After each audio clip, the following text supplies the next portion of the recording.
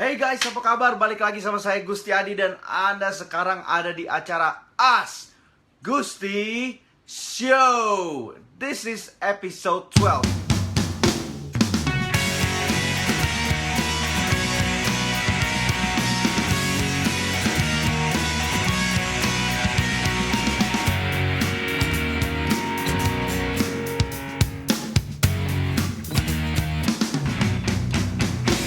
Nah, sekarang saya akan jawab. Pertanyaan pertama. Pertanyaan pertama, Dodi Putra Artawan. Hal yang paling mendasar memulai bisnis itu bagaimana? Nah, Dodi itu dia ada nanya soal menjadi business owner ya. Nah, jadi waktu kemarin ya di webinar saya sempat cerita tentang bagaimana kita menjalankan bisnis. Kebanyakan orang itu adalah dia ngejalanin tuh sebagai business operator. Apa sih bedanya sama business owner? Jadi gini, most people ya, kebanyakan orang itu kalau boleh dibilang tuh 96% ya, kenapa dia bisa bisnis itu tuh 5 tahun atau saya nggak tahu, statistik banyak. Bisa ada yang ngomong 96% bisnis gagal dalam tahun kelima, ada yang tahun ke-10, I don't know and I don't care. Tapi intinya mayoritas itu gagal. Sebenarnya bukannya gagal, tapi mereka ngerasa juga yang namanya kayak, kok gue gini-gini doang. Well actually itu adalah kebanyakan bisnis di mana mereka tuh dalam fase sebagai mereka punya bisnis, mereka punya usaha, tapi mereka harus jalanin sendiri, gitu loh. Atau seandainya digantiinnya pasti harus ada orang yang gantiin kayak keluarga sendiri. Ini yang paling sering problem. Bahkan pernah waktu itu ada yang curhat di sama saya gitu ya di WhatsApp ya, dia dari grup properti, dia bilang, gimana caranya kok bisa kayak Pak Gusti enak banget gitu ya, ninggalin bisnis gitu. Well, actually bukan saya ninggalin bisnis, tapi saya ninggalin bisnis itu dengan sistem, ya kan? Dan actually juga belum tentu itu sistem dari saya, bukan. Tapi istilahnya saya udah ninggalin bisnis tersebut dengan suatu strategi. Yang which is apa? Yang bikin kita bisa punya peace of mind gitu ya, peace of mind terhadap bisnis tersebut. Oke? Nah, makanya teman-teman ya, coba Anda cek lagi kalau Anda ngerasa Anda punya bisnis, whatever it is gitu loh, bisnis online, bisnis apapun itu loh, toko. Nah, kalau toko saya selalu bilang, oh kerjaan lu Jeko ya, jaga toko. Nah, itu kayak harus dijaga. Itu berarti ada something wrong sama yang namanya bisnis Anda itu tuh, kayak Anda tuh cuman fokus sama yang namanya creating income doang gitu loh. Kayak Anda tuh hidup yang ngejar uang, masih ngejar uang aja gitu loh. Nah itu, pada saat kita punya mindset terhadap yang namanya ngejarnya cuma uang doang, jadinya ya kita harus nukerin waktu kita sama uang, ya kan? Kalau kita nggak jaga, kita nggak buka usaha. Kalau kita nggak ada di sana, ya usaha kita nggak buka. Dan kalau kita nggak buka usaha, nggak ada omset datang, nggak ada income datang. Itu business operator. Dan business operator is always sucks, gitu loh. Sucks, benar-benar sucks banget, nggak enak banget gitu. Karena sebenarnya actually business operator tuh udah kayak gini. Seandainya bisnis Anda tuh sukses, atau gede, atau huge, besar, ya itu sebenarnya nggak jauh beda. Sebagai business operator tuh sama dengan kayak Anda tuh sebagai karyawan dengan gaji gede. Nggak jauh beda sebenarnya. Kenapa ya? Karena kalau nggak ada kalian kerja, ya kalian nggak ada omset, nggak ada pendapatan gitu loh, nggak ada income. That's business operator. Ya jadi harus dibedain. Nah, dan kalau Anda ya pada belajar yang namanya Robert Kiyosaki punya kolom tuh, ya kan, punya kuadran. Itu kan ada kuadran E, S, B, I ya. Nah, B ini yang dimaksud adalah business owner, bukan business operator. Kalau Anda masih harus nukarin waktu Anda dengan usaha Anda, nah itu Anda masuknya di S actually ya, self-employed. Karena Anda masih mempekerjakan diri Anda sendiri. Anda harus nukerin waktu Anda sama duit. Oke? Nah, seperti itu. Nah, itu dia kenapa saya bilang business operator is sucks gitu loh. Itu kayak punya gaji tinggi gitu. Nah, sekarang gimana caranya kita mau bukan pindah sih ya, kalau saya maunya ngejawabnya pertanyaan Dodi gitu loh. Karena ada banyak sebenarnya kita yang bisa ngomongin. Itu kemarin saya ngomong 1,5 jam lebih aja juga masih belum selesai soal yang namanya business exit strategy. Nah, kalau Anda yang pengen ngeliat, kalau nggak salah ada di bawah rekaman webinarnya saya yang tentang saya ngomongin soal business exit strategy. Tapi judulnya bukan business exit strategy, ngomongnya adalah tentang financial and time freedom, itu myth or real gitu kan. Nah, itu soalnya yang bikin bukan dari saya, tapi dari teman saya. Dia memang undang saya untuk webinar. Yes, saya okein. Jadi saya ngomong di sana gitu kan, dan basisnya dari pengalaman saya kayak gitu. Oke. Nah, tapi saya akan ngejawabnya adalah sama pertanyaan Dodi ya. Dodi gitu ya. Hal yang paling mendasar apa? Hal yang paling mendasar sebenarnya adalah bukan kamu tuh selalu yang namanya mencari teknik. ya. Skill, and skill. Skill bisnis lah, skill marketing, no. Hal yang paling mendasar itu adalah bukan Anda mencari soal yang namanya teknik, skill, whatever it is, no. Bukan. Hal yang paling mendasar kalau kita mau mulai bisnis sebagai mentality business owner adalah Anda punya keputusan, Anda punya mindset, Anda punya psychological sebagai seorang business owner. Itu dulu.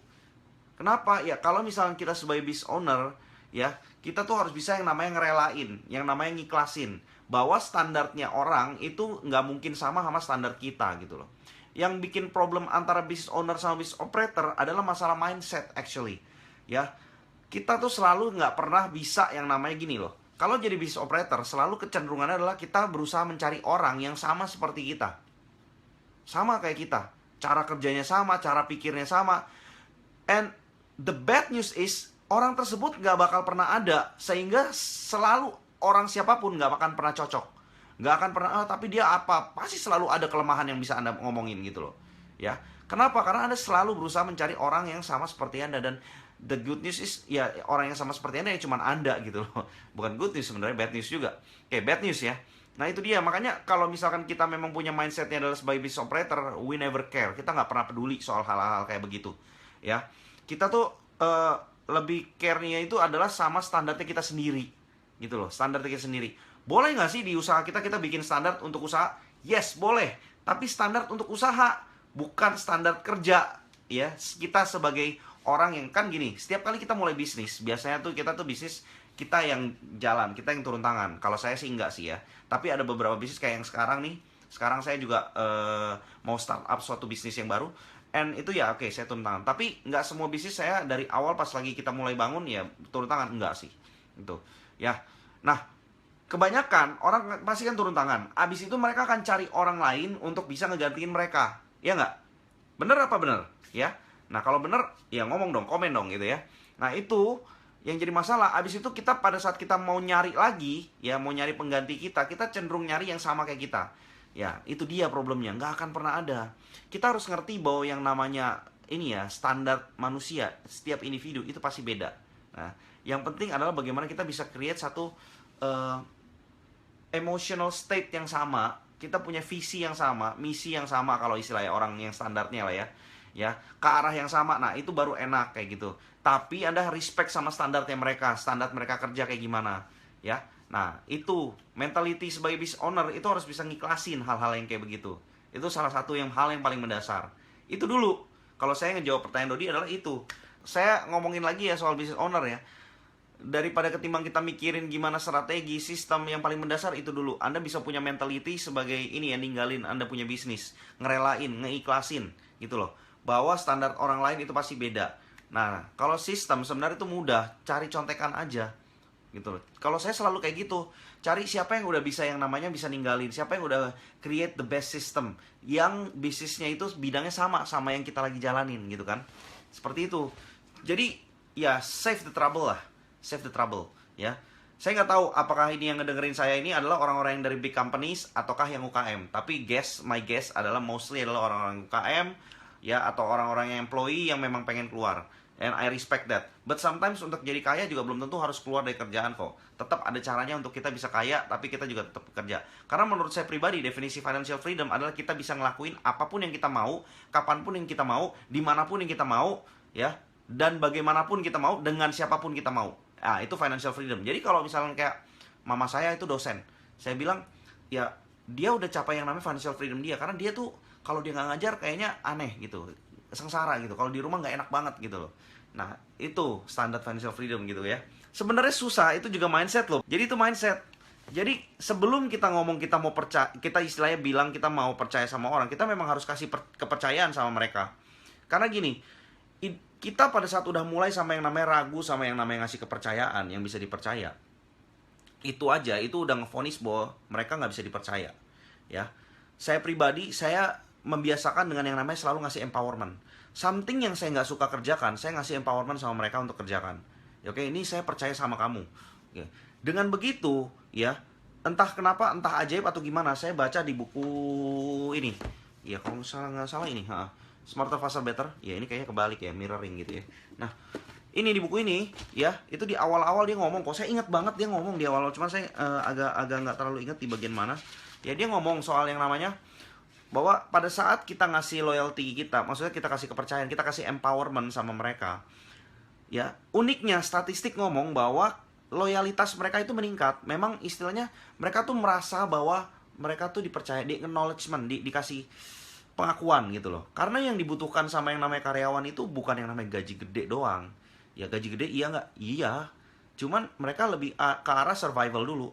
Gaji udah bisa nutupin aja itu dulu. Pada saat udah gaji udah bisa nutupin, tahapan yang mereka cari adalah self actualization kan. Maksudnya kayak pengakuan, acknowledgement gitu loh. Jadi ketimbang kita nyari terus ya nggak akan ada habisnya sih. Gitu. Ya tapi kita mulai start dengan yang namanya ngasih empowerment atau kepercayaan. Pertanyaan kedua, Dani Arianto. Mas Gusti, tolong pencerahannya dong. Mana yang lebih baik antara invest apartemen di Bogor dan di Ciputat, Jakarta? Saat ini saya sudah punya unit di Bogor Valley Residence, sudah bersertifikat dan disewakan dengan ROI 20% per tahun. Saya berencana untuk menambahkan lagi unit, tetapi masih bingung mau ambil di tempat yang sama atau di tempat yang lain. Kalau di tempat yang lain, saya tertarik di daerah Ciputat, tetapi saya belum tahu prospek kedepannya di Ciputat. Please advice dari Mas Gusti untuk hal tersebut. Oke, next ya. Saya jawab pertanyaan berikutnya. Pertanyaan berikutnya adalah dari Pak Dani tadi tentang, jadi ceritanya dia itu dapat apartemen yang ROI-nya 20%, dia bilang. Honestly itu miracle banget gitu kalau misalnya bisa ada gitu ya di Indonesia dengan harga konservatif ya. Ini kan harganya nggak mungkin harga di bawah pasar. Karena apa? Dia beli dari developer ya. Yang namanya beli dari developer itu mereka create marketnya mereka sendiri gitu loh. Jadi udah jelas di sini udah fokusnya adalah apartemennya pasti. Jadi dia itu beli apartemen di Bogor, oke? Itu dapat ROI-nya tuh 20%. Ya, menurut dia, menurut Pak Dani. Nah, sekarang dia tuh lagi mikir mau expand, maksudnya mau beli lagi yang sama ataukah dia lebih bagus ngelihat daerah yang lain di daerah kota. Dia mau ngelihat ke Ciputat karena Ciputat kayaknya grow gitu kesannya. Nah, dia nanya, minta advice ya. Ini lebih bagus gimana gitu kan, karena dia nggak tahu prospek kedepannya Ciputat tuh gimana. Tapi kalau yang di Bogor udah pasti 20%. Nah, udah gitu bersertifikat lagi kalau kata dia ya. Nah, kalau saya pribadi saya akan ngomong gini dulu. First thing first adalah make sure bahwa itu memang 20%, murni 20%. Nah, tapi setelah itu dia sempat tuh respon tuh di komen bahwa dia ngejelasin bahwa yang namanya ROI itu dia ngitung dari dia belinya berapa, dia tambahin furnish-nya berapa, lalu dia sewain berapa gitu loh. Nah, dari sewain ini, dia ngambil sewanya itu setelah dipotong fee marketing, baru itu dibagi sama ininya dia, investasinya. Nah, dari situ adalah saya kasih tahu angkanya aja langsung jelas ya. Dia belinya itu 250 juta, ya oke, kalau nggak salah ya 250 juta. Mungkin angka bisa terdistorsi ya. Terus dia renovnya itu 65 juta, kalau saya nggak salah, 65 juta. Jadi total 315 juta. Lalu dia sewain itu 5,5 juta per bulan. Gitu loh, 5,5 juta per bulan ya, 500 ribunya buat marketing, so 5 juta dikantongin. Oke, nah artinya dia dapat itu kan 60 juta per tahun gitu loh. 60 juta per tahun ya kan, itu kan dibagi sama 315 juta, itu kan hampir 20%, 19, sekian lah gitu loh. Nah, buat saya bilang, oh itu menarik banget kalau buat di Indonesia, karena jarang banget ada yang kayak begitu. Lalu pertanyaan saya berikutnya adalah sama beliau adalah apakah ini tuh yang namanya garansi income dari si developernya ataukah memang sudah tersewa. Ya kan, karena bisa jadi kan memang begitu. Yang namanya kita sewain, mereka jaminin aja gitu bahwa yang namanya oh pasti kok disewa 5 juta, tapi nggak tahu siapa yang nyewa gitu loh.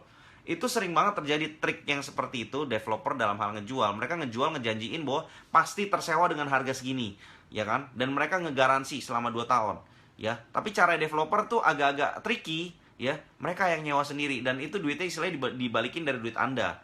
Jadi kayak seharusnya apartemen ini bisa dijual 200 juta, tapi mereka jualnya itu 250. Nah, contohnya kayak gitu. Nah, terus ya itu 50 jutanya itu yang mereka balikin untuk sewanya ke kita.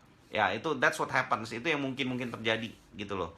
Ya, tapi katanya Pak Dani itu enggak, ya.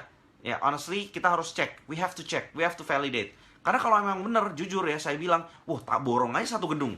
Gitu loh. Karena buat saya pribadi di Bogor ya sewa 5 juta per bulan itu agak di luar nalar, tapi saya tetap percaya apapun gitu loh, ya. Something yang too good to be true, saya juga tetap percaya gitu loh. Tapi we have to check We have to do our homework, we have to validate gitu loh. Kita harus validasi ya. Karena too good to be true, saya percaya semua itu ada too good to be true ya. Selalu ada. Cuman istilahnya kita harus cek bahwa ini memang true gitu loh. Itu aja yang kita harus validate untuk bahwa cek ini true. Coba sekarang kalau misalkan Anda saya kasih tahu kayak gini ya. Ada bisnis, ada penawaran bisnis ya. Nih, Anda mau nggak ya kasih tahu sama saya, kasih jawaban sama saya ya. Ya. Kalau misalkan ini bisnis, Anda punya duit deh, pokoknya Anda punya duit, nggak usah pikirin dulu. Pokoknya Anda punya duit ya. Anda ditawarin satu bisnis, oke, dengan income 2,1% per bulan, oke, 2,1% per bulan.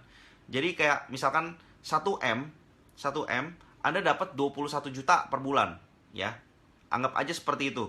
Oke.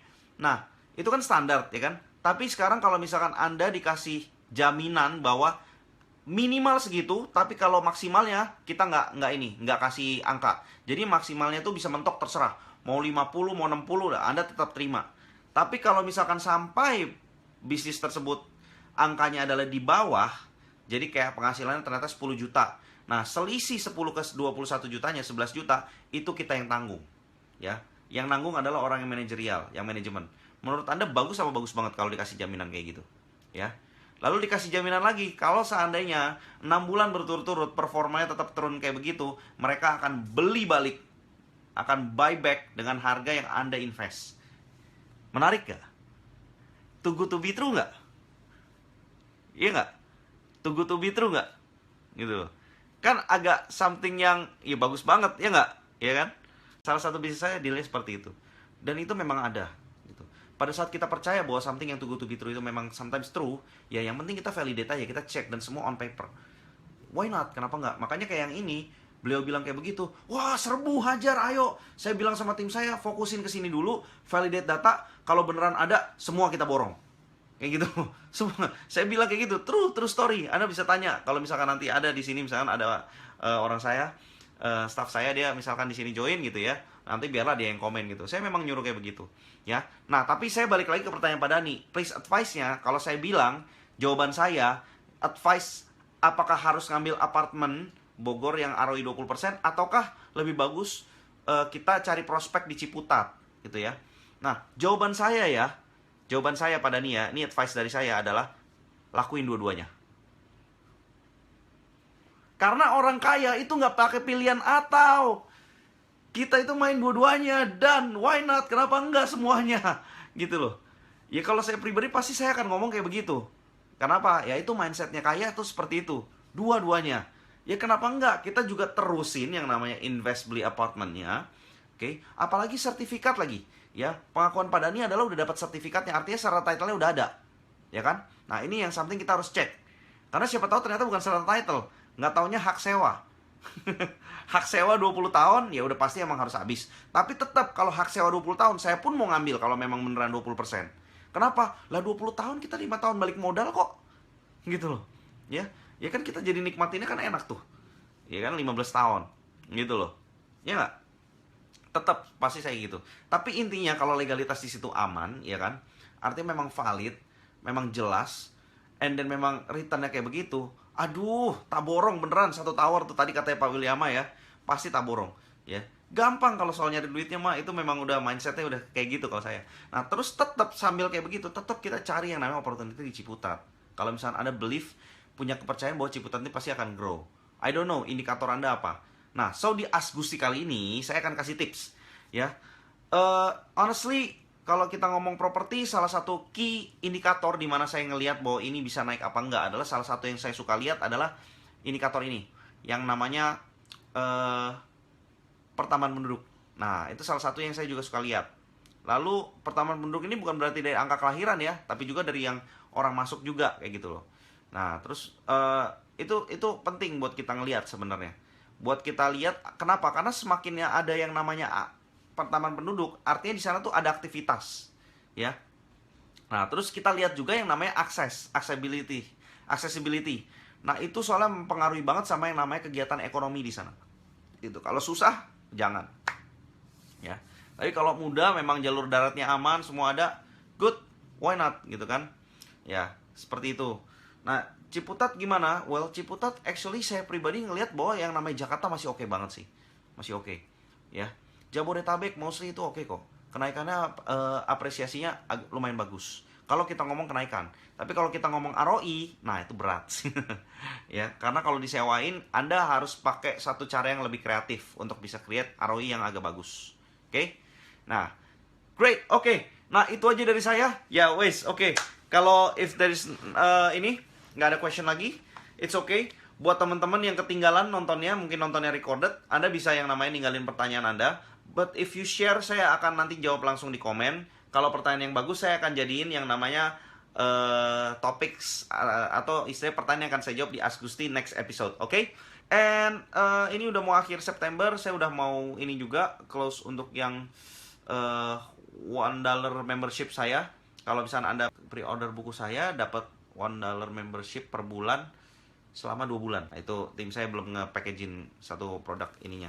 And memang kita juga lagi nyiapin banyak juga tuh dari ebook, dari yang digital product, ya, property class. Wah, itu lagi pokoknya seru deh, seru.